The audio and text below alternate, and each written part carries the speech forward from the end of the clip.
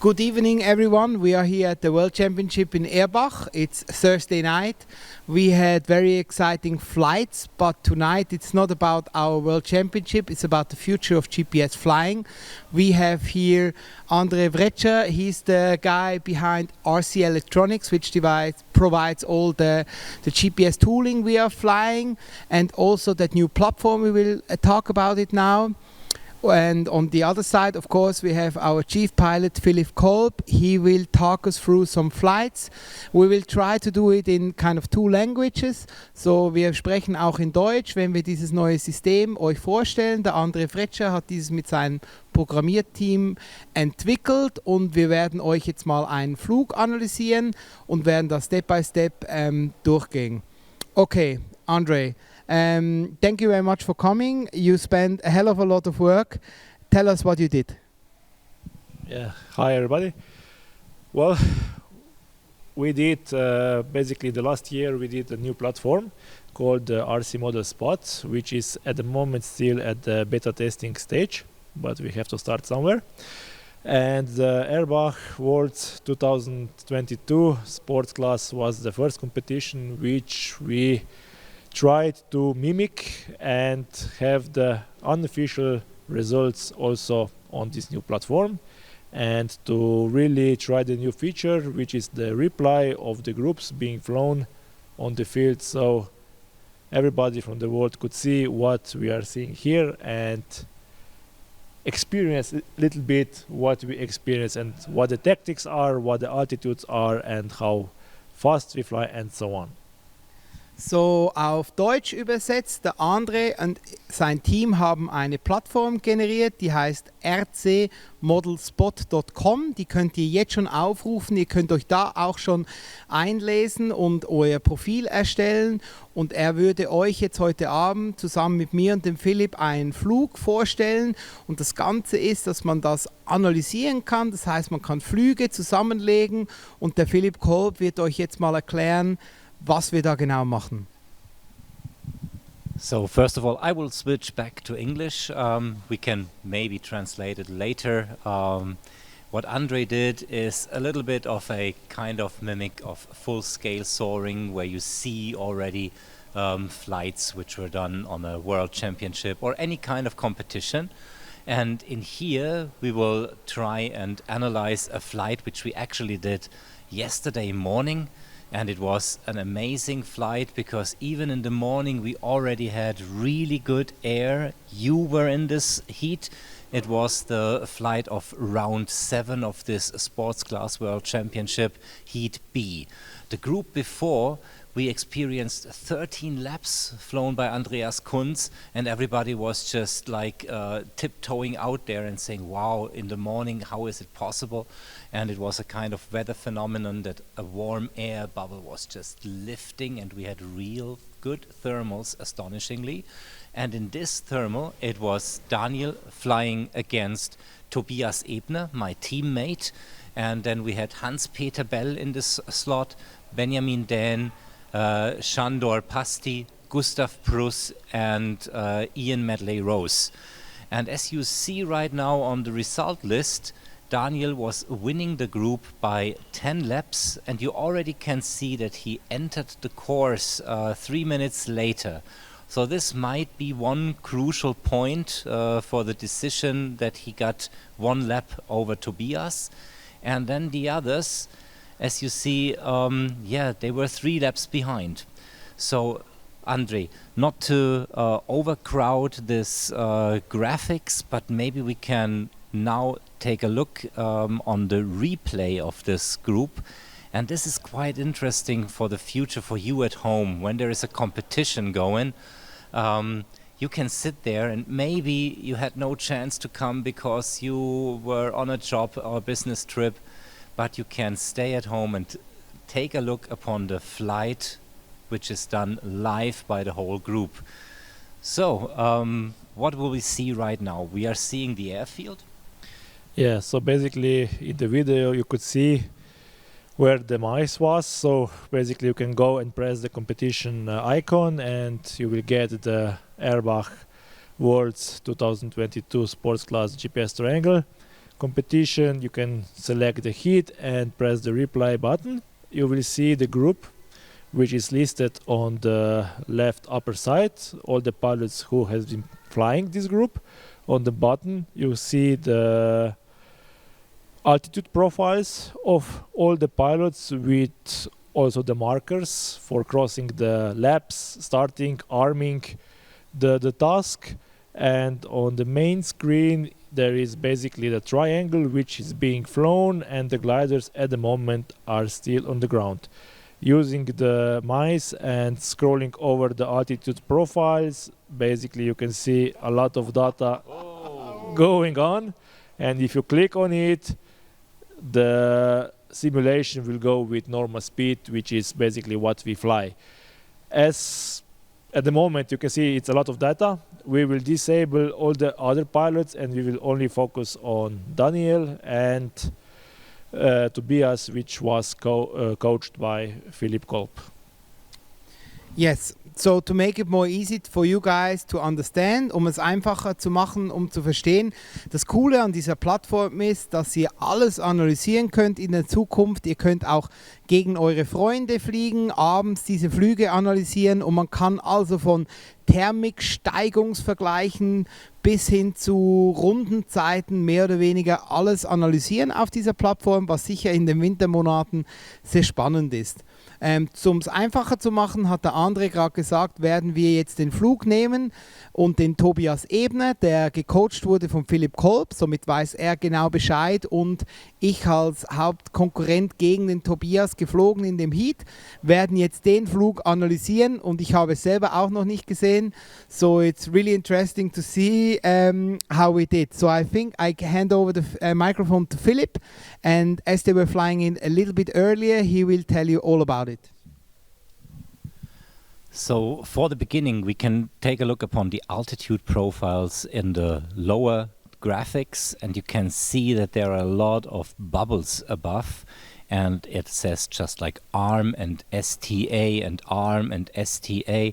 That means that the system, you have this navigation system on board of your plane, is armed because you want to cross the start line. There's only a time window of 8 minutes where you need to cross the start line, but you can freely choose your time of start. And I know, as I take a look upon it, you were not just starting and flying, you were testing, and then you armed again because Daniel was using this time window because he said, I didn't start very well, and I see that maybe Tobias got a better start and he wants to fly later and take a look upon the concurrents, and he wants to get better air. So I explain you what I actually did. So basically, as Philip said, we have the time window from 8 minutes, so 8 Minuten Rahmenzeit, wo wir auch den Motor mehrmals anstellen dürfen. Bin ich ganz am Anfang eingeflogen und habe auf der zweiten Strecke einen Aufwindfeld entdeckt. Okay? Da ich dieses Aufwindfeld entdeckt habe und gedacht habe, dass das nachher immer noch da ist, ist der Tobias in der Zwischenzeit eingeflogen. Ich habe absichtlich nochmal restartet und bin etwas zeitverzögert hinterhergeschossen und habe dann versucht, in diesen Thermal reinzugehen. As you can see, I started again later, as I just mentioned in German, and I was trying to catch this thermal which I had before. So Tobias basically took the lead, and the rest you will see now. Okay, Andrej, sorry. Yeah. I would just like to comment out that you can click on the pilot from the list, and the pilot you have clicked will be colored yellow, and it will have the altitude as an above ground level, and all others will have the altitude relative to the pilot selected. So it's easier to track them, how high they are, higher they are or lower they are, and how many laps they have. So it's really easy to see where somebody lost or where somebody gained. And now, as I see that both have 0 laps, but Tobias already started, is that right? And Daniel is just waiting, and he tries to follow Tobias after he started. Yeah, and you see now Tobias, the white plane, he got this thermal and he's already on his first lap and he's starting to circle. Why do I understand this? Because normally you take the turn leftward, but in this group everybody needs to circle right. We do this kind of rule that in one group we are circling right, the other group we are circling left, not to enlarge the risk of collisions. And now Tobias' plane is getting blue. What does that mean? If the plane is blue, that means it's higher than the selected one. If it's red, it's lower. If it's white, it's plus minus 20 meters, so more or less same height. And I see you, Daniel. You're taking the same thermal, but you're not even started yet. And Tobias is, of course, climbing, and he's still very weak.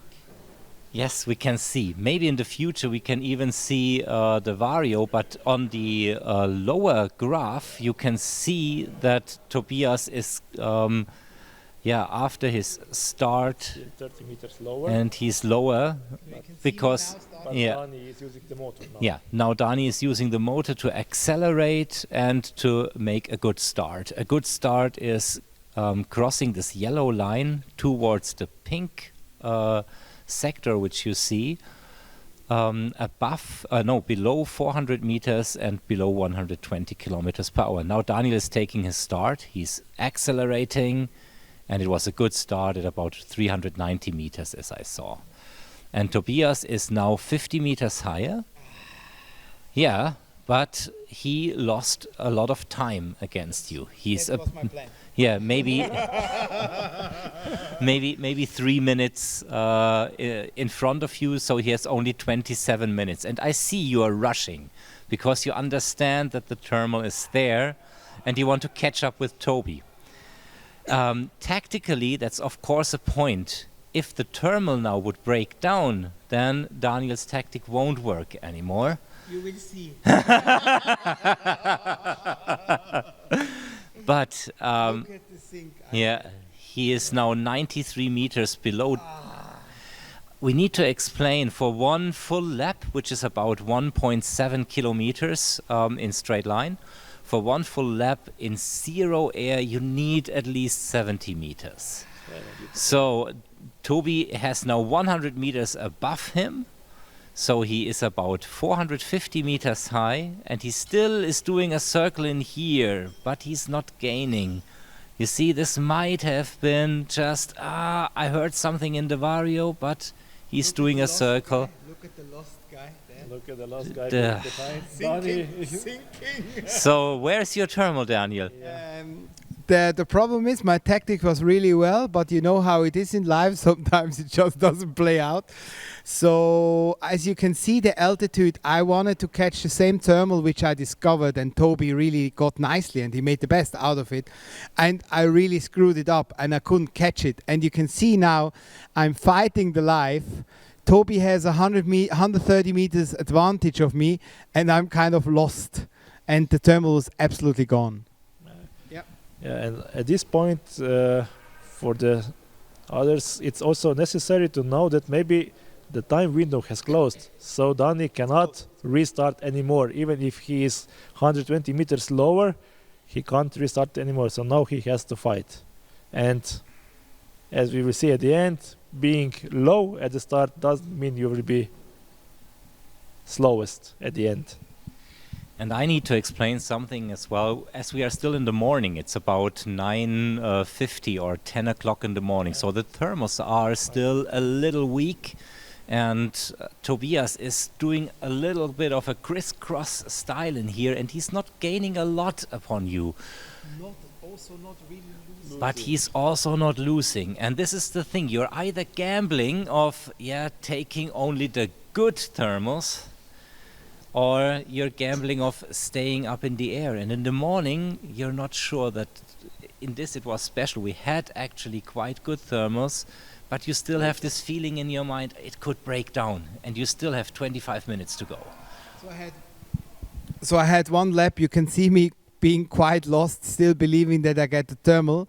Tobias having a 130-meter advantage on top of me, you can imagine that I can see how high his plane is, and I'm there completely lost.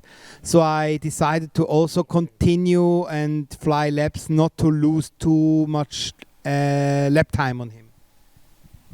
So if this would have been on the same time scale, let's remember that Daniel has a time advantage of 3 minutes. If he finds a good thermal, he has 3 minutes more to work on it. So this can come in the end in favor of Daniel, definitely. At the moment, if you just take a look upon this, if there is no time, then if they would still fly like a match race, then Tobias has 1 lap, Daniel has 1 lap, but Tobias has about 100 meter more of altitude. And now let's take a look. Tobias is crossing the 3rd turn point and is now flying again towards the start-finish line. And he will finish lap 2. And Daniel is still working for his first lap. So, yeah, I still see Tobias he's looking like the winner right now. But yeah, the cards could get mixed due to this. Yeah, 100 meters more. Yeah, actually 1 lap advantage, like Andrej just said, and 100 meters more means he can do 1 more lap than Daniel. So he would have had 2 laps, in advantage. But now let's take a look upon this. It's getting more interesting right now. Yeah, especially if when Tobias, we can see it on the bottom side of the window. That the altitude profile of Tobias will now show the thermal. He will, even if it's already 1 lap in front of him, higher than him, he also found the thermal before Danny got him.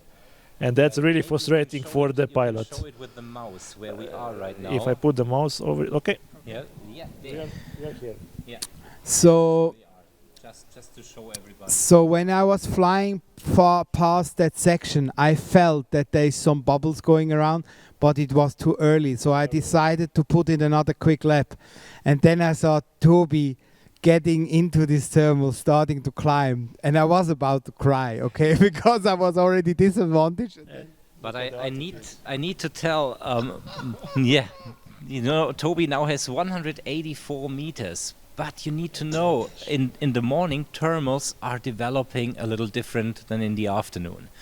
In the morning, there's still some heating going on the ground, and thermals are sometimes a little, what we call, fluffy, and you can get maybe half a circle climb, half a circle 0, half a circle climb, and they take a long while till they really materialize. Yeah, Daniel, what did you do? But you can tell by the altitude profile after lap 2. Toby has a very stable climb, but it is not rising very fast because it's such a morning thermal which needs to develop. Yeah, but at the moment 250 meters on the same lap, that's perfect. He has a 250 meter advantage. He's climbing like a rock, and maybe you can see on my profile that I'm not climbing.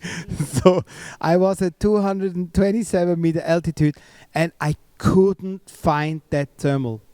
I was trying so hard, and because of safety regulation, to be sure we don't have any problems, we have a safety zone above our airfield, which you cannot cross, you get this disadvantage.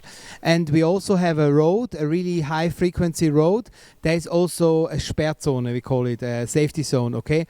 So the thermal moved to the Sperrzone, and my coach, Holger Genkinger, said, you cannot go even 20 minutes further because you will hit the thing. And I was like, I knew that Toby has about 200 meters advantage on me, but to see the truth now, I'm even in more pain than before. 100 meters.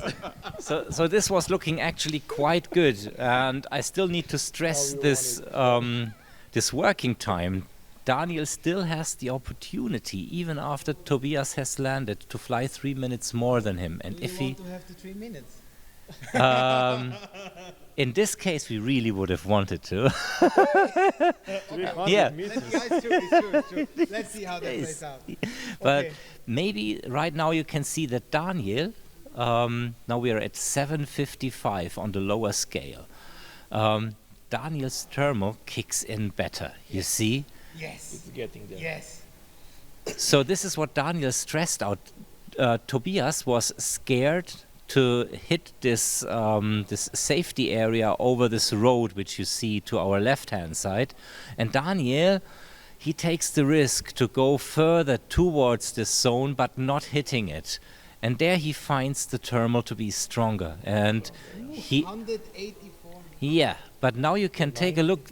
Tobias takes not the core of the thermal anymore. He takes the outskirt of the thermal and climbs still with, let's say, maybe 0.6, 0.7 meters. But your thermal now kicks in. It kicks in maybe at twice the amount of climb. So you have a vario of about 1 meter, maybe even more. So now Tobias decides, you gain 40 meters. Yeah. Funny. In 2 turns. Yeah, against and Tobias. that's it. And there Tobias just said, okay, now we have a lot of altitude. You see where we have the peak, and then he flies off. Yeah, you want to say something? I mean, my coach was like, no, this is the zone. I was like, what the zone? I'd rather be dead or hit the zone, whatever you want. And it was so strong on the edge here. And I was pretty much like this. And Holger's like, no. I was like, okay, can do. And then Tobias actually decided to go. And I got kind of a bit lucky that the thermal, you can see, started to shift away from the point. And it's still stronger. Yes. You know, if you take a look at Tobias' climb, he climbed it very nicely, but at a climb rate of, let's say, 0.5 meters per second. Yeah, Andrej is showing it right now. And you know, if you climb 2 minutes in an 0.5 meter thermal, you can calculate you gain 6 meters. If you climb 2 minutes in a 1 meter thermal, you gain 120 meters. And that's the thing. In GPS triangle, it's not just about staying in the air, it's efficiency and finding the best thermal and maxing out the thermal. And now you see, yeah, you're getting more happy because Tobias was flying out and he hits the sink. On this side of the course, of course, there is now sink because the thermal where Daniel, the yellow plane, is still circling, is sucking the air off, and it leaves sink on the course. And right now, we will see. Dani. Flight time from Tobias? 8 minutes only. No. We don't know. Okay, we don't know. We will show this later. Okay. Yeah, this is something which Andrej will develop. So This will be Tobias nice. has, Yeah. 1 lap advantage on me now. Now he has 1 lap advantage, no more but he's altitude. 10 minutes lower because you regained. Yeah, now you look more. But I see you will go right now. Yes. Yeah. You can see it on the altitude profile, and now it's Tobias is really coming. I have to interesting. go. What's really interesting on the altitude profile right now is that the descent rate is almost the same for both of you. Yeah, they are flying together. And they're flying together in the same air Maybe mass Tobias right should now. go into this thermal, but it was further out. It was very far away, yes. And you know, we have less time on our clock than Daniel. But 1 less lap. One more Yeah, lap, yeah. yeah, that's true. That's true. Nevertheless, now they are both together and about 7 meters apart in altitude. Yeah. Amazing. Tobias almost hit the turn, but then he needed to just cross a little right. Yes. And right now they are together. And Tobias is 1 lap ahead, but he only has 3 minutes less time. And to our spectators out there, on a dead air round, when you want to go around the triangle, it takes about 1 minute and 55 seconds. So 3 minutes is fine to regain 1 lap. So now let's take a look. It's just downhill. Basically, you have like a minute 20 to thermal and the rest to finish 1 more lap. Exactly. So if minutes. Daniel in the end finds better air, he still can cover up. Cover up, catch you. Sounds quite positive, actually. I never saw it that way. But now you might be able to understand what kind of excitement goes on when you're in the pilot box on such a race, and you need to understand that there are 5 more planes in the air at the same time. I can just briefly enable them, Yeah. so you will see where everybody else is going and fighting. and then we will turn them off. Yeah, not to confuse. So Yeah. some of them were in thermals, some of them on the course. Okay. And this makes the flying for the helpers very, very Easier. yeah, but even very stressful, because you need to take an eye on everybody on the field just to give your pilot the best information. Who is where and which plane is thermaling, which is hitting maybe very, very bad sink, so that you can try and avoid it. So can you remember that you were following Toby at this point? Yeah, I knew that I was following him, and I knew that I had a time advantage on him, but it was really difficult to kind of understand how much time advantage was. I knew it's around 2 to 3 minutes, but as Philip said, I'm calculating with the 2 minutes per lap, which is kind of, for sure, it's a bit below. If you fly fast speed, you do 1.5 minutes. If you fly super fast, it's like 1 minute. It's very easy to You lose the altitude. you lose the altitude, of course. And I knew that I'm 1 lap behind and I have a little bit more time. But having these conditions here in Erbach, which sometimes are brutal, like today I had a 7.5 meter descent, you kind of get afraid from it all. And I would prefer to have a 1 lap advantage, of course, but I knew that I'm kind of still in the game. But as I was just following Toby, I kind of could not have my own tactic, except I decided to do my own tactics, which I did, and you will see that now. So we're still in the race. Tobias finished the 5th, you finished the 4th. And he we are is still gaining the sinking. altitude. So Yeah. now he is gaining the altitude against Tobias. So Daniel was better. Yeah, Tobias right now is moving on, because he sees, okay, I have not so much time on my hand. I need to go towards a kind of final The glide. altitude is still 240 meters. Yeah. It's not so bad. It's not so bad. Out of Yeah. 240 meters, you can do at least 3 triangles in still air. And right now, Tobias is still in the lead. We're getting lower, you can see that. Yeah. Yeah. So you can basically, for the altitude reference, you take the Daniel's box, as this is the above the ground level, and you just remove the 40 meters, and you see that Tobias it's under 200 meters. Yeah. And if now you just click away, then both of the pilots have the absolute altitude. okay.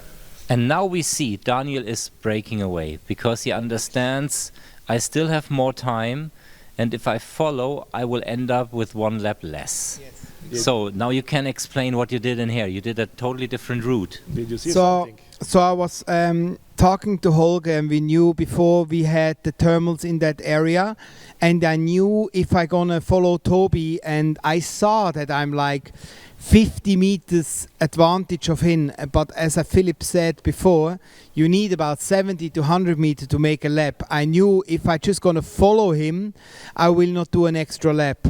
So if I just follow him, I will lose anyway. So I felt that the air was getting better after the turning point right away.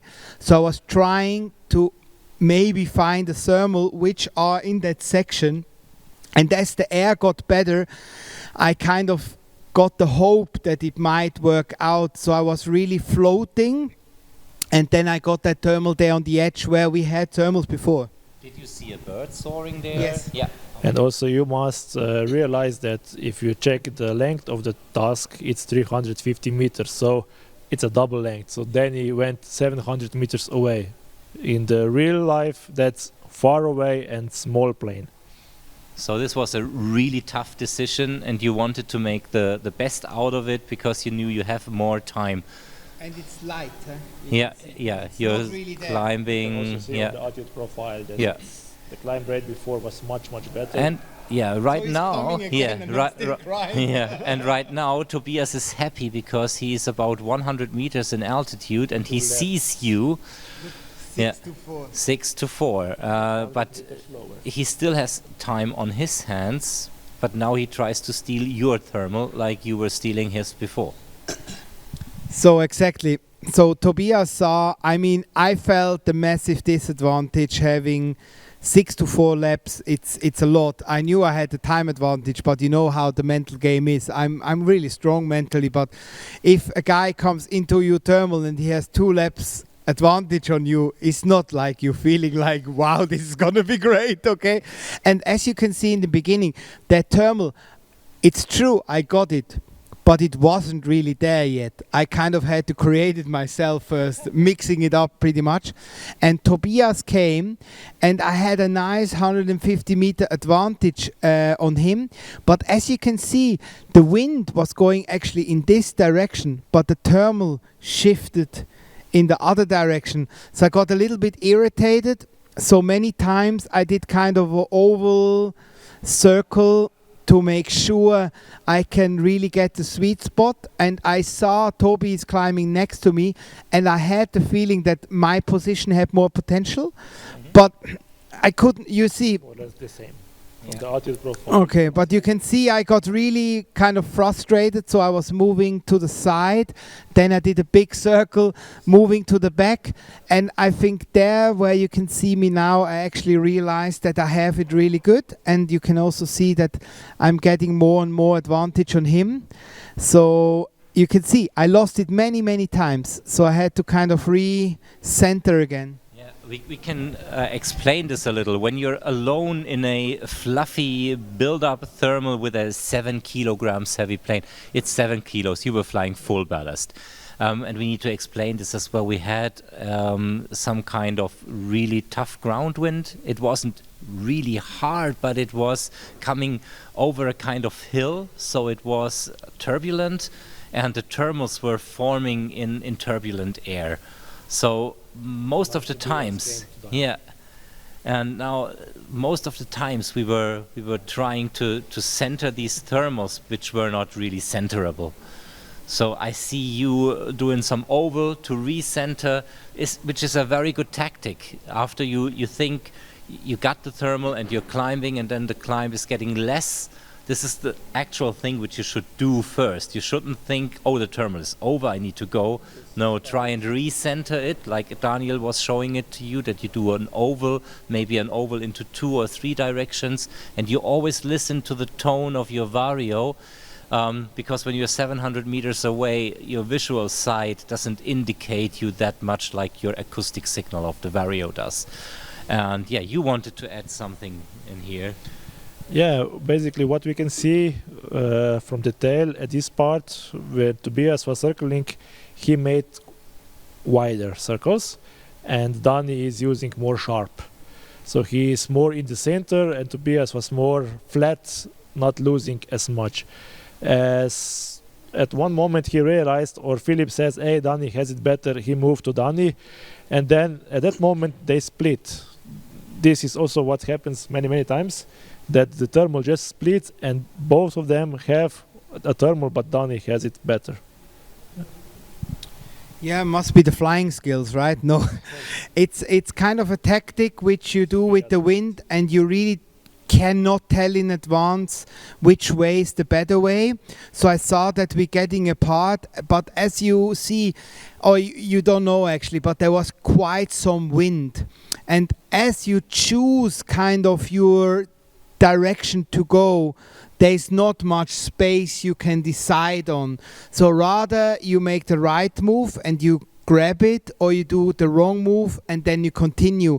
And as you can see, of course I got a bit lucky here. I got kind of the better angle, I would say. So Tobias decided before to go, and I really got the altitude advantage. And just that you understand this, everything above 400 meters feels really good. Everything below 300 meters feels really bad, especially at 10 o'clock in the morning. So this is also a mental thing, and it helps you. So now it was not about having the extra altitude on Tobias. It was more like, oh yes, I have 3 minutes more. Oh yes, I'm over 400 meters. I did still feel that I'm really bad behind Tobias, but I knew at least I saved the altitude a little bit. Okay. And you're right. Actually, with Tobias, we were in the final glide right now. We still had about 200 meters of altitude where you can fly in good conditions 3 times around the triangle, and in bad conditions at least 2 times. So I said, okay, give it a go. We can at least go around 2 times before the time is shutting down. Of course, Tobias could have gone out and find another thermal, but that doesn't help anything anymore because the time window is closing. So he's racing right now. This is the last lap right now, and I told him it's about 2 minutes 40, 3 minutes to go. And when you hit massive air, then you can hope for an extended final glide. And Daniel, as you see, still has time on his hands.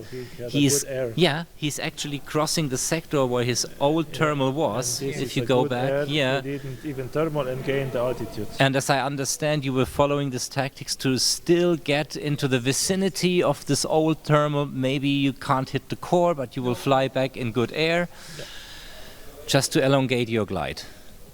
So I wanted to make sure I can save as much altitude as possible, and I did have the feeling that the course between turn point 1 and 2 was very weak, and between 2 and 3, especially going a bit more outside, it felt a bit more smooth, I would say. And as I had some time and I still felt that massive disadvantage of the 2 laps, I said I have to save some altitude somewhere to maybe get through.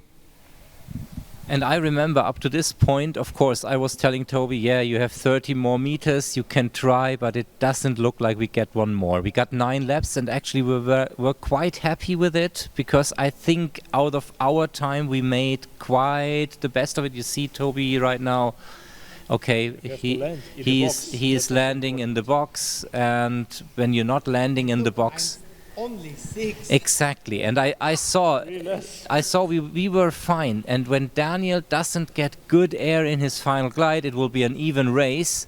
Look how far I went down. But then I was going towards you, and I understood, okay, the air is getting better. As Daniel just said, we had massive sink between turn point 1 to 2, and this moved away to equal air. And right now for Tobias, yes, of course, you can collect your mistakes, but it wouldn't help us, I say, in this moment to change to 10 laps. I actually would say, after looking at Tobias' flights, about talking about mistakes or no mistake, there were no tactical mistakes really. There was this one decision on the thermal there, which is not like a big mistake. It was a bit more luck, and then here I still had really bad air, and as you can see from 2 to 3 I went off because I was so afraid to fall from the sky because the air was so bad over here. So I just had to kind of risk it. And how shocking it is, I'm only at 270 meters on my 8th lap, so you need to do 2.5 more laps to have 1 more lap than Toby.